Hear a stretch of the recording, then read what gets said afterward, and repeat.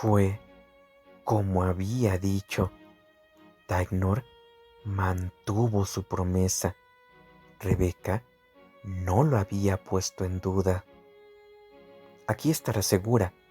Es un sitio tranquilo, distinto de una ciudad, distinto de pasarse la vida en la carretera. Eso no es bueno para una mujer que trata de tener un bebé. ¿Ves? Hay una tienda de comestibles, 5 minutos a pie. Siempre que quieras, si yo no estoy aquí, puedes ir andando hasta la ciudad siguiendo el canal. Te gusta caminar, ¿no es cierto? La chica más andarina que he conocido nunca. O encontrar a alguien que te lleve. Hay muchos vecinos por los alrededores. La mujer de Melzer lo hará cuando vaya. Pediré que te conecten el teléfono y por supuesto te llamaré cuando esté de viaje. Me aseguraré de que tienes todo lo que necesitas. Esta vez vas a cuidarte mejor. Quizá beber menos. Tengo yo la culpa. Supongo que te he animado a hacerlo. Es también una debilidad mía y pasaré aquí todo el tiempo que pueda. Si he de ser sincero, empieza a cansarme la carretera. Estoy pensando en alguna propiedad en la ciudad, quizá en comprar un bar. Bueno, la besó y dejó al descubierto sus grandes dientes caballunos en una sonrisa. Ya sabes que estoy loco por ti, ¿verdad que sí? Rebeca lo sabía. Estaba encinta otra vez de 4 semanas y esta vez tendría al bebé. ¿Por qué se llama Poor Farm Road? Rebeca estaba asustada y en consecuencia hacía preguntas sin mucho sentido. Tignor, sin embargo, la sorprendió porque sabía la respuesta. Mucho tiempo atrás, quizás 100 años, había existido de verdad una granja para pobres, como a 1,5 km carretera abajo, donde ahora estaba el edificio de la escuela. Vagamente, Tignor pensaba que podía haber estado relacionada con la excavación del canal. Edna Meltzer dijo que era cierto, que hubo una granja para pobres junto a la carretera.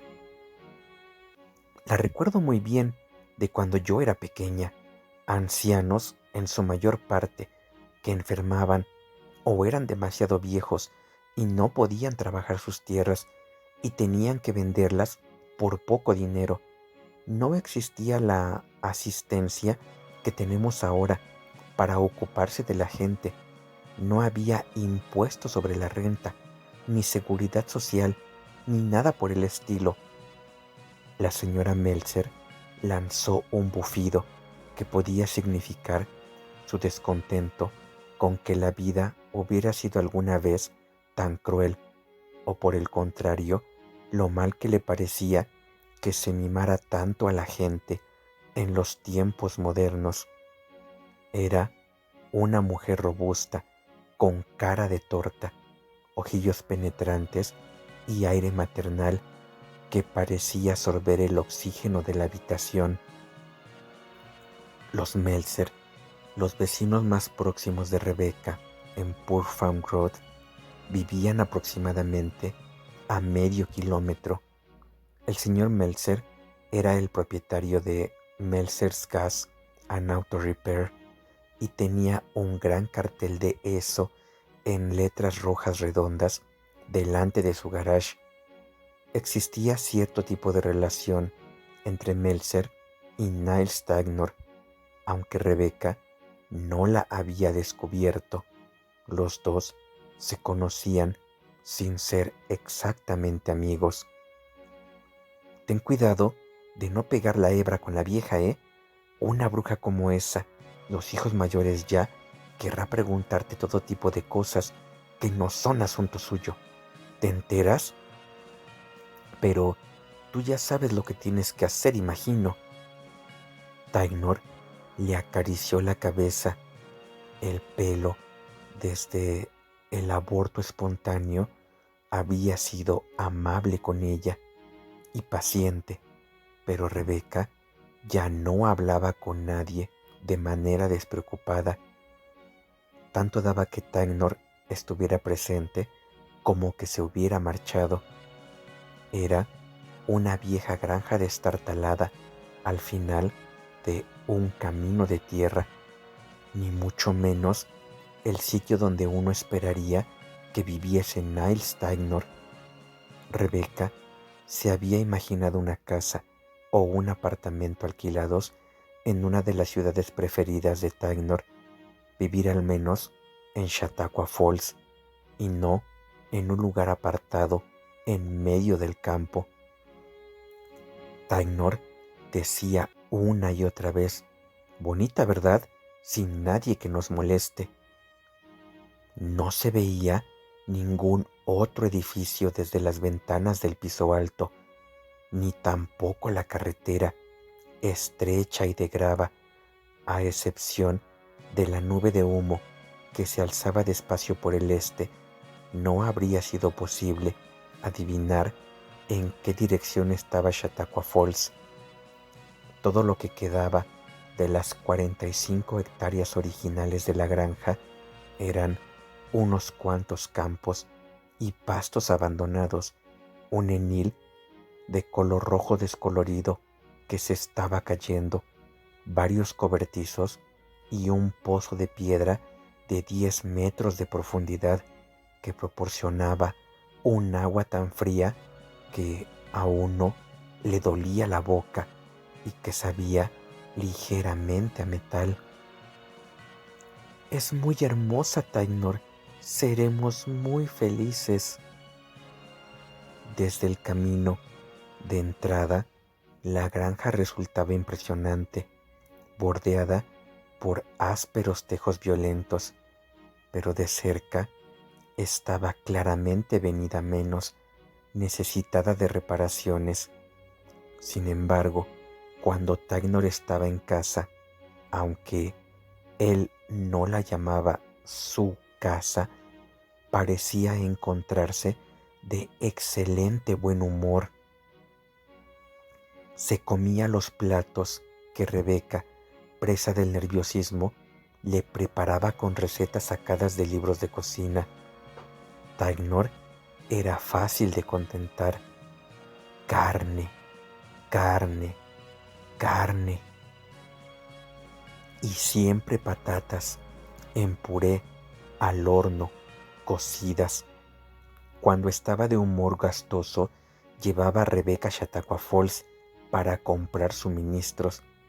Es nuestra luna de miel, bonita, un poco aplazada. La vieja casa estaba amueblada en parte, pero se necesitaba urgentemente una nueva cocina de gas, un refrigerador para reemplazar la maloliente nevera de hielo, un nuevo colchón para la cama de matrimonio, cortinas y alfombras, y cosas para el niño, Moisés, cochecito, baño infantil. Una de esas cosas de goma donde echas el agua. Primero la calientas y luego la echas, y tiene algo así como una manguerita, y con eso se vacía por el fondo y va sobre ruedas. Rebeca se echó a reír y le dio un codazo a Tainor en las costillas. «Has sido papá antes, ¿no es cierto? ¿Cuántas veces?», lo dijo de manera tan alegre, en absoluto con tono acusador, que difícilmente podría darse Tainor por ofendido. «Cariño», respondió él, compungido, «es siempre la primera vez. Todo lo que importa lo es siempre». Aquella observación impresionó tanto a Rebeca que casi se echó a llorar. Era la respuesta perfecta del amor. «No me dejará, entonces, se quedará». Durante algún tiempo, Tainor se comportó como si la granja venida a menos fuera su hogar.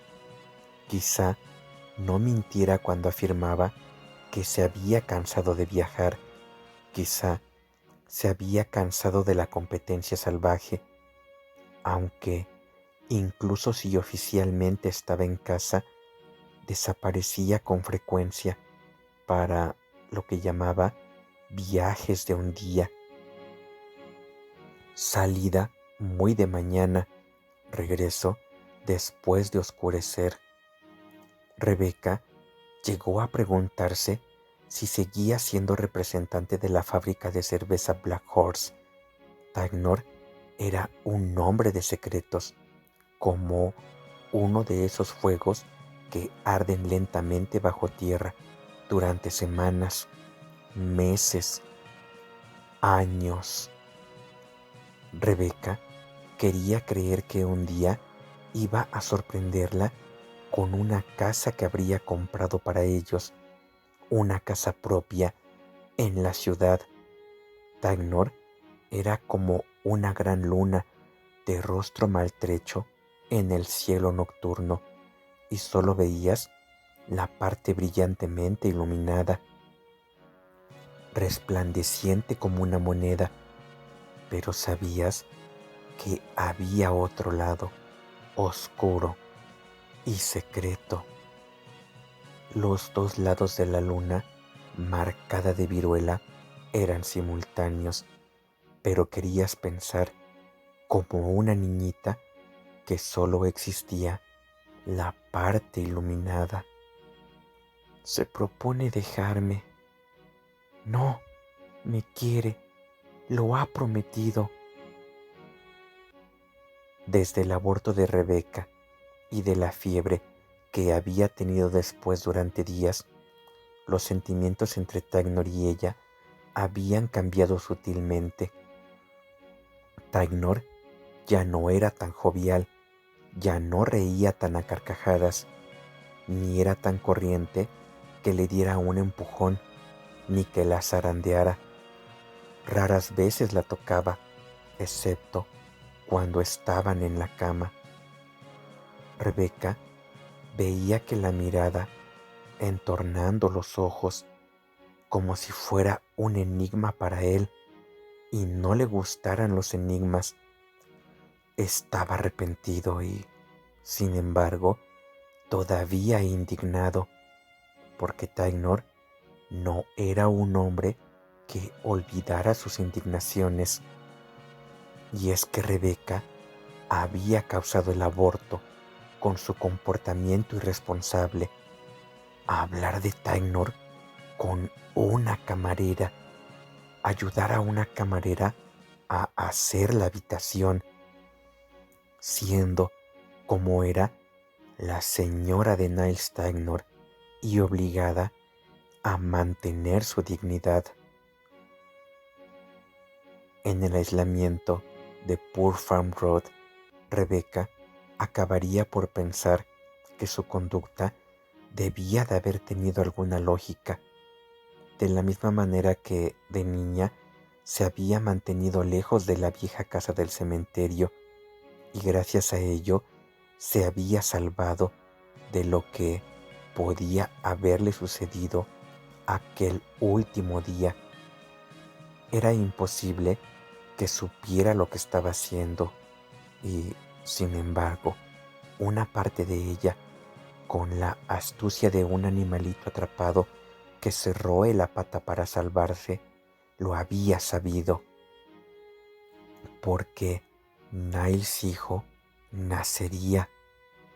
El otro, una niña, en sus sueños, una niña, había sido sacrificado para que les naciera su hijo varón.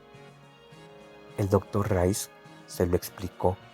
Un aborto es con frecuencia el modo que tiene la naturaleza de corregir un error. Por ejemplo, un feto con malformaciones. No hay mal que por bien no venga. A veces. El doctor Rice Siguió explicando: por supuesto, la mujer embarazada puede sentirlo tanto como si hubiera perdido un bebé de verdad, y la pena puede persistir durante el comienzo de un nuevo embarazo. Pena. Rebeca quería reírse de aquel médico sabelotodo, especialista en obstetricia, disgustada y enfadada. El doctor Rice de Chautauqua Falls, mientras la examinaba como si fuera un trozo de carne en la camilla de su consultorio, remilgado pero grosero, minucioso, pero haciéndole daño con sus condenadas manos embutidas en guantes de goma y sus fríos instrumentos de metal semejantes a punzones para romper el hielo. Rebeca había tenido que morderse los labios para no gritar y para resistir la tentación de darle patadas en la panza, aunque después, en su despacho, cuando Rebeca se vistió de nuevo y trataba de recobrar la compostura, consiguió ofenderla todavía más, diciéndole todas aquellas tonterías. Doctor, no estoy apenada, le aseguro que no. No soy de la clase de mujeres que se lamentan por el pasado. Lo que hago es mirar hacia el futuro, igual que Tainor, mi marido. Si este nuevo bebé está sano y nace, eso es todo lo que nos interesa, doctor. El médico parpadeó al oírla. Había subestimado a la señora de Niles Tainor, confundiéndola con una llorica sin personalidad. Esa es una filosofía muy sabia, señora Tainor, se apresuró a decir. Ya me gustaría que muchas más de mis pacientes fuesen tan sensatas. Mi hogar. Cuando nació Niles hijo a finales de noviembre de 1956, Rebeca había llegado a sentirse a gusto en la casa de Poor Farm Road. Es muy hermosa, Tainor. Seremos muy felices. Repitió aquellas frases más de una vez como palabras en una canción de amor para hacer que Tainor sonriera y quizá la abrazase. La vieja granja Wertenbaker era como llamaban a la granja en la localidad, a unos 3 kilómetros al norte de Chautauqua Falls, en una zona accidentada de granjas pequeñas, pastos, campos sin cultivos y zonas pantanosas, y en las estribaciones occidentales de los montes Chautauqua. Por casualidad, Rebeca no creía en consecuencias, solo en la pura casualidad. Chautauqua Falls era un pueblo antiguo junto al canal como Melbourne, y a unos 120 kilómetros hacia el oeste. Se había convertido, a diferencia de Melbourne, en una pequeña ciudad porque tenía una población de 16.800 habitantes. Era un centro industrial con fábricas de tejidos y de conservas junto al río Chautauqua. Había tráfico por el canal. La empresa con más obreros era Union Carbide, que había ampliado sus instalaciones en los años prósperos de 1955 y 1956. Rebeca trabajaría más adelante en la cadena de montaje de Niagara Tubing, pero fue al campo, a las afueras de Chautauqua Falls, donde la llevó Tainor a un asentamiento en una encrucijada con el nombre de Four Corners. Allí, en la unión de Poor Farm Road y Stuyvesant Road, había una pequeña oficina de correos, un almacén de carbón, un granero, Ike's Food Store, con un cartel muy grande de Silkes en el escaparate y Meltzer's Gas and Auto Repair, además de una escuela con 2 aulas en los terrenos de la antigua granja para pobres, un cuartel de bomberos voluntarios y una rústica iglesia metodista con un cementerio detrás. Al pasar andando, a veces cerca de la iglesia, Rebecca oía cantar dentro y sentía una punzada de nostalgia. Edna Meltzer frecuentaba aquella iglesia y en más de una ocasión invitó a Rebecca a ir con ella. Hay un ambiente alegre en esa iglesia, Rebecca. Uno empieza a sonreír nada más entrar. Rebecca murmuró vagamente que aquello quizá le gustara algún día. Cuando nazca tu hijo, querrás bautizarlo. Rebecca murmuró otra vez con la misma vaguedad que dependería de lo que quisiera el padre del niño. ¿Taíno religioso? ¿Qué me cuentas?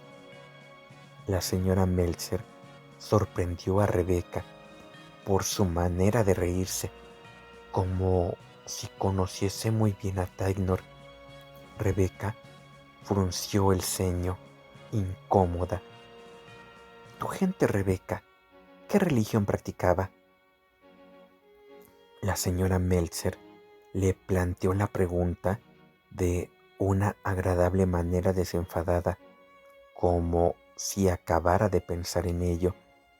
Parecía por completo inconsciente del uso del pretérito, porque practicaban en lugar de practican. Durante un momento muy largo no se le ocurrió cómo contestar aquella pregunta, y allí estaba su vecina, esperando precisamente la persona contra la que Tainor la había prevenido. El sitio era Ike's, la tienda de ultramarinos. Rebecca salía, la señora Meltzer entraba. Mediados de septiembre, tiempo seco y caluroso. Tainor se había marchado a Lake Cheyenne en busca de propiedades en las orillas del lago. Rebecca había llegado al 7º mes de embarazo y no quería calcular cuántos kilos había ganado ya después de los primeros. Era toda panza, que zumbaba y se estremecía de vida.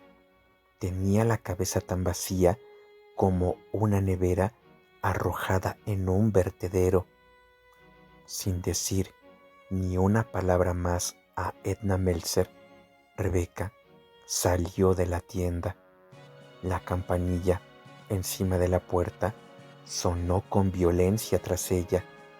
Se había desentendido de la señora Meltzer, que la seguía mirando fijamente, sin importarle lo que su vecina pudiera decir de ella a Elsie, la mujer de Ike, detrás del mostrador. Esa muchacha es bien rara, ¿no te parece? Casi da pena pensando en lo que le viene encima. Durante el otoño, a medida que los días empezaron a acortarse, a Rebecca le pareció que la granja era más hermosa que antes. Por donde quiera que caminase, todo lo que exploraba era desaliñado y hermoso. El canal, le atraía el canal, el camino de sirga. Le gustaba ver las lentas barcazas, los hombres que la saludaban, quieta en su torpeza, equilibrando su peso sobre los talones, con una panza muy grande, pero alegre. Se reía pensando en lo ridícula que debía de parecerles, en lo poco atractiva. Anna Schwartz no le había advertido ya: algo te sucederá, porque ningún hombre desearía a una mujer tan visiblemente embarazada. Y el cielo aquel otoño, nubes marmóreas, nubes de tormenta, altos cirros pálidos que se disolvían incluso mientras los mirabas.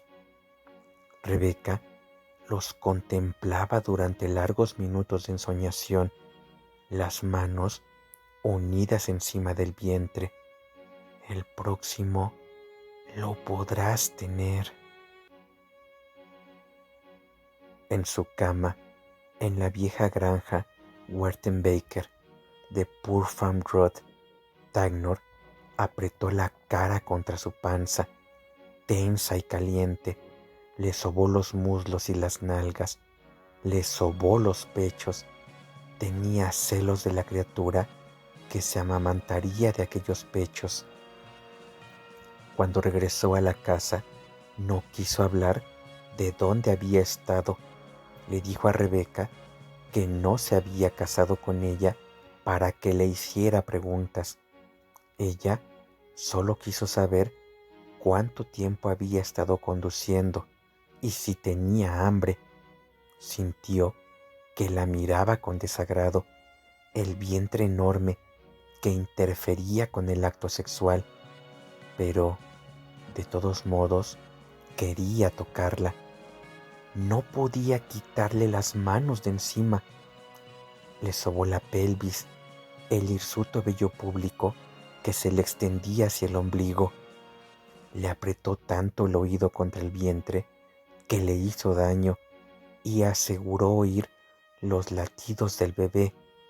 Había estado bebiendo, pero no parecía borracho.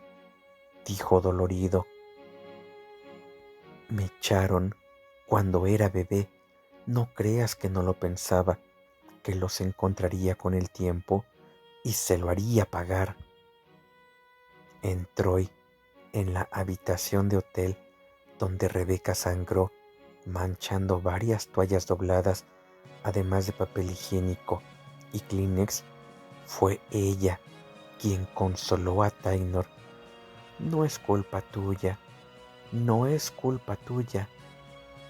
Había escudriñado el interior de su alma, había visto lo que estaba allí roto y hecho añicos como cristal reluciente, y creyó ser lo bastante fuerte para salvarlo a él, aunque no lo hubiera sido para salvar a Jacob Schwartz.